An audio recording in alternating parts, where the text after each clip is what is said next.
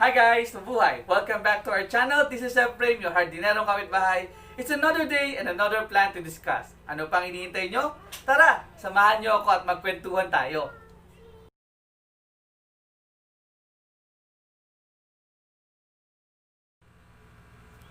Hi guys! Mabuhay! Welcome back to our channel. This is Efraim, your hardinerong kapitbahay. Magandang araw mga kapuso, kapatid, kapamilya at mga kapitbahay.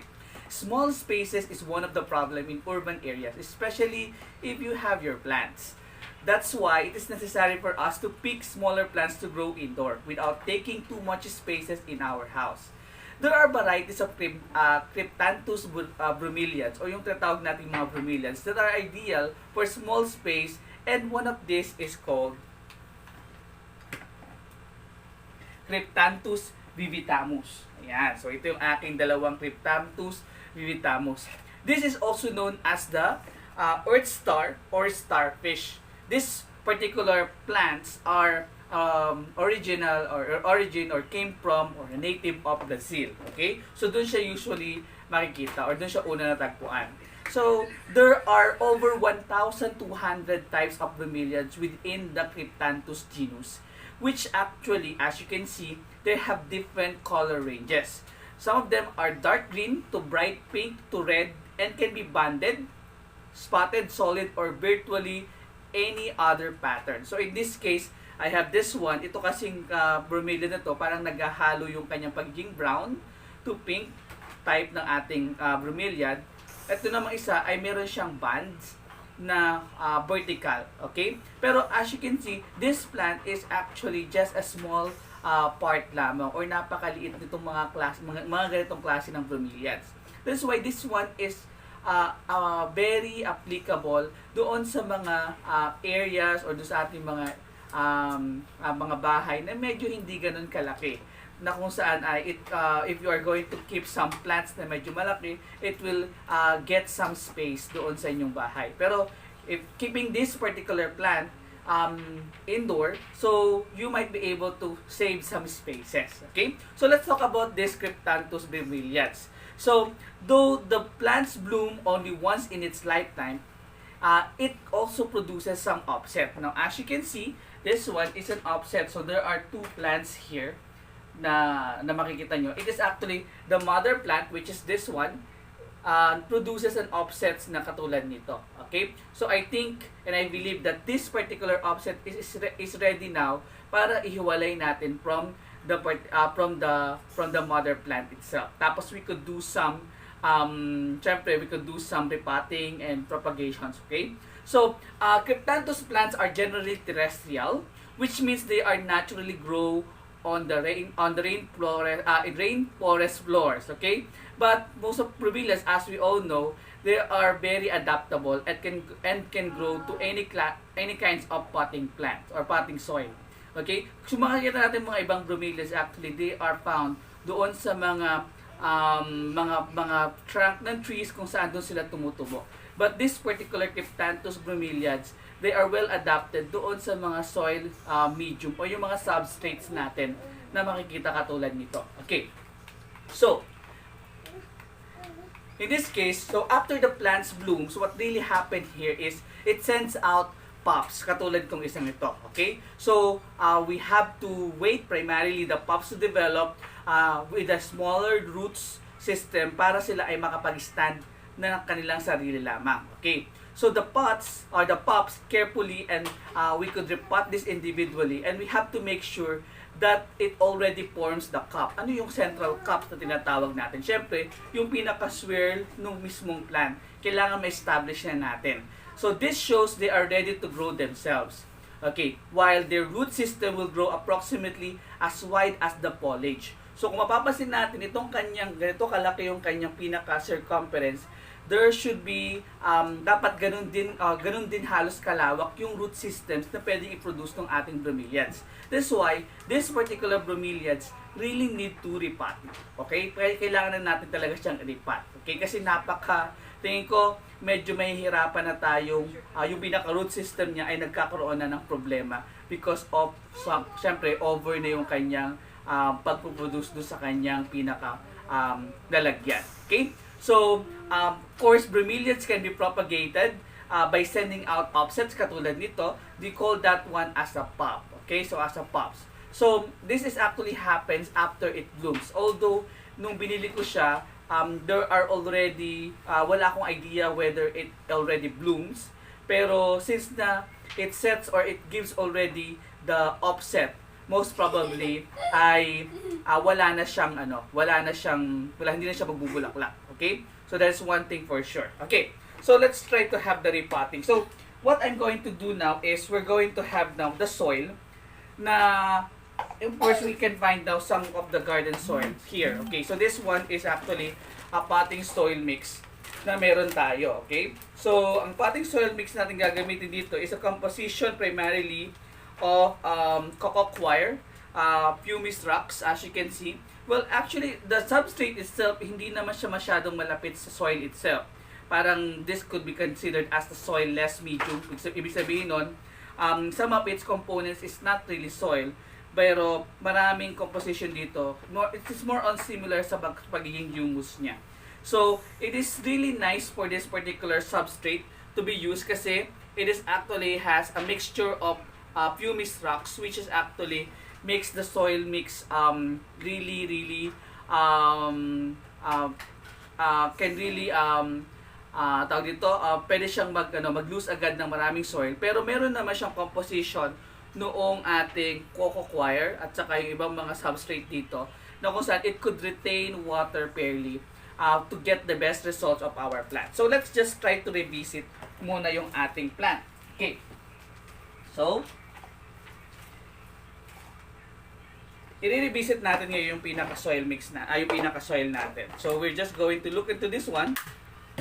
Yan. So, it's really nice to use this kind of, yung mga cups na katulad nito. Kasi nga, hindi tayo manghihinayang na i-cut natin siya or tanggalin from its material. Kasi nga, disposable naman. Although, syempre, if we could really, ang tawag dito, conserve yung mga available nating material, well, that will be another story. So, mas maganda naman sigurong i-conserve natin. Pero kasi mahirap nang tanggalin natin yun. Okay.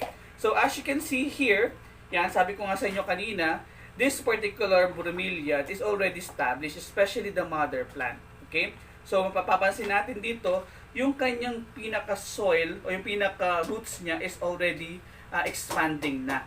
On this point, kasi it is downward. Well, we cannot really determine kung ito bang roots na to ay coming from the parents or coming from the material. So, let's try to look into this one. Now, yung seller natin is nice na ang ginamit niya dito, syempre meron siyang soil mix na ginamit dito. Pero this is just a common loam soil. This is actually nice sa mga bromeliads because they can really adapt to a particular environment or particular soil type na meron tayo. Okay. So as you can see here, yan, mapapansin natin dito, if you're able to see, meron na tayong established na root system. Tapos yung kanyang pinaka-cup naman ay established na rin. The tendency lang dito is kailangan lang natin hiwalay silang dalawa para maging independent na yung ating material. So take note also na when you are repotting the pops of this particular plant, make sure na hindi basa yung ating pinaka soil mix. Why? Kasi nga it could encourage yung tinatawag nating syempre yung tinatawag nating rotting or yung tinatawag nating root rotting, especially mayroon tayong open wound doon sa ating Cryptanthus bromeliad. Pero syempre kailangan din naman nating establish na dapat ay meron naman siyang or pwede naman natin consider na dapat ay dump yung kanyang soil mix. Okay, so we could start now already so I'm going to use this one. So I think this will do well muna para ma-establish natin yung material natin. I'm not going to use here yung mga magaganda nating mga pots. Well, this one naman kasi pwede nating ilagay na lamang doon sa mga pots na yun. So, pwede nating iba-ibahin yung pinakalalagyan. So, pwede naman gano'n ang gawin natin. So, for the meantime, yan muna. Okay? So, with this, so we have to put now yung ating pinaka-soil mix. Okay? Ayan. So, yung soil mix natin is damp. Ibig sabihin ay meron siyang enough moisture just to para matulungang maka-recover yung ating pinaka-plant. Pero syempre, hindi naman siya too wet para naman mag-promote ng tinatawag nating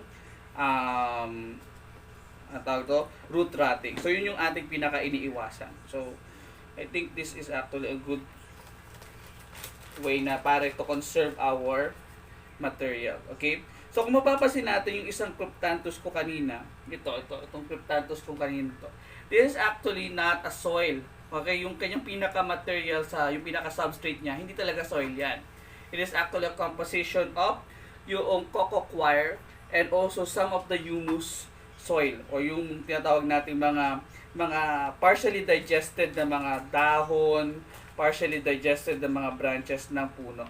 Well, if you have that in your backyard or kung meron naman kayo pagkukunan, mas maganda if you're going to use that particular material kasi medyo tipid siya kung tutuusin kaysa bumili kayo ng commercial type. Although the commercial type has also the advantages kasi there are some commercial substrate katulad nung ginagamit kong ito, meron siyang mga chemicals na hinahalo na dito para naman ma-prohibit yung pag-grow noong mga fungus doon sa pinaka-substrate natin. And also some additional na mga micronutrients na ginagawa or nilalagay. Pero if you could devise or if you could make your own type of substrate, well, that is actually good. Okay, so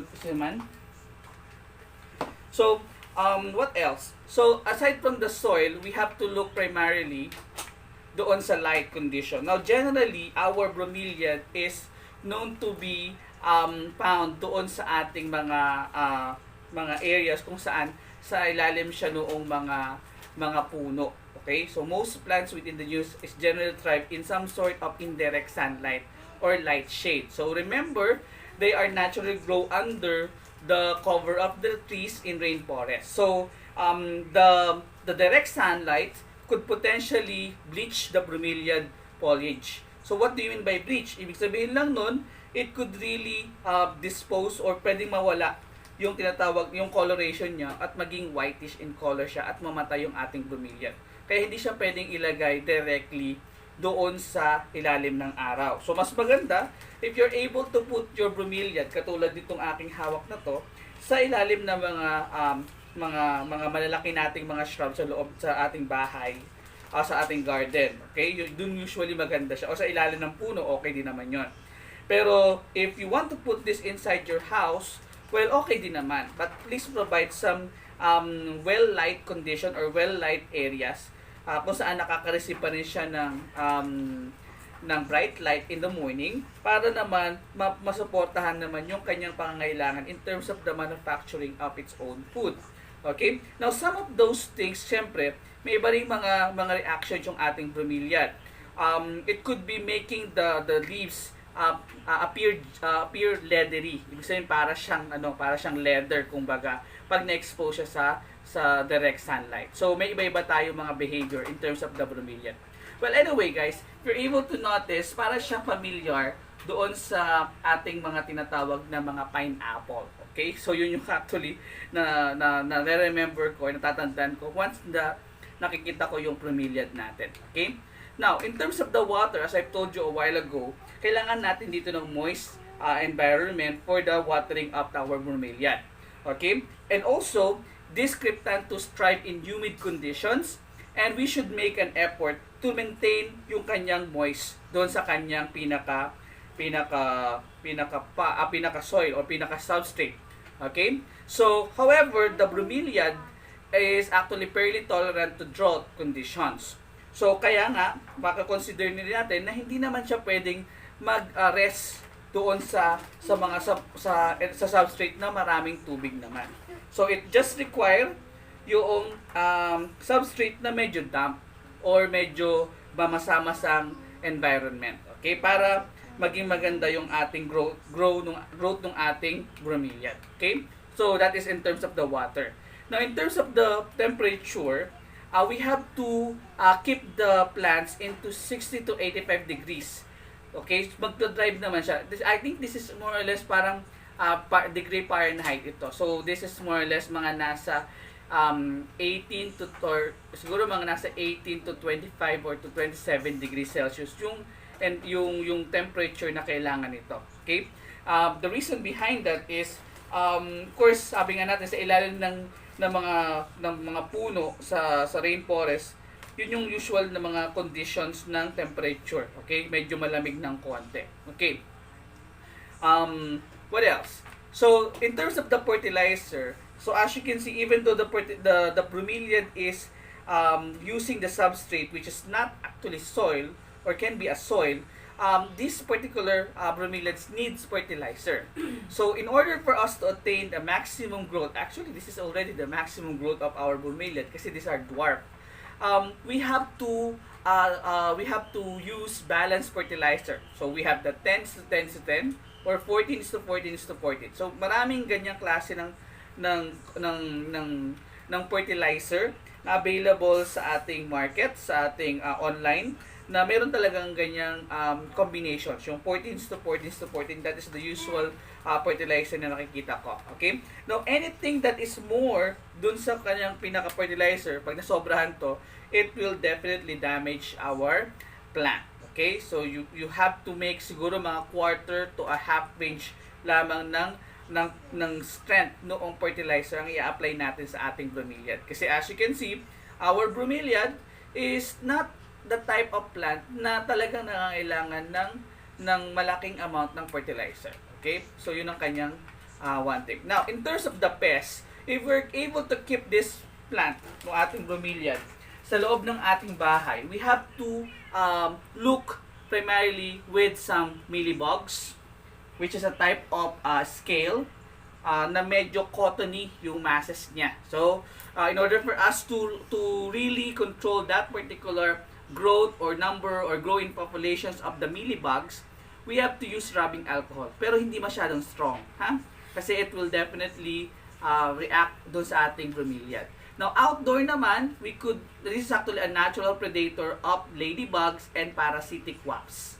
Okay? And we should be able to keep this one, or the mealybugs and scale infestation under control. Okay? So, there's one thing that you have to look into when you talk about pests. Okay?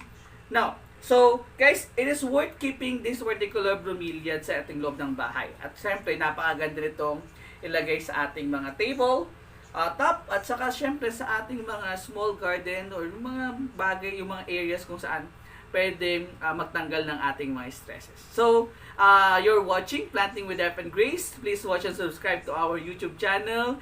And you may add to your list our FB page, Marigracia Talihim na Hardin. If you have some comments, suggestions, and you have some stories to share about our plant or featured plant today, please look into or put it in your comment box, or in our comment box, I mean. Okay, so thank you and goodbye.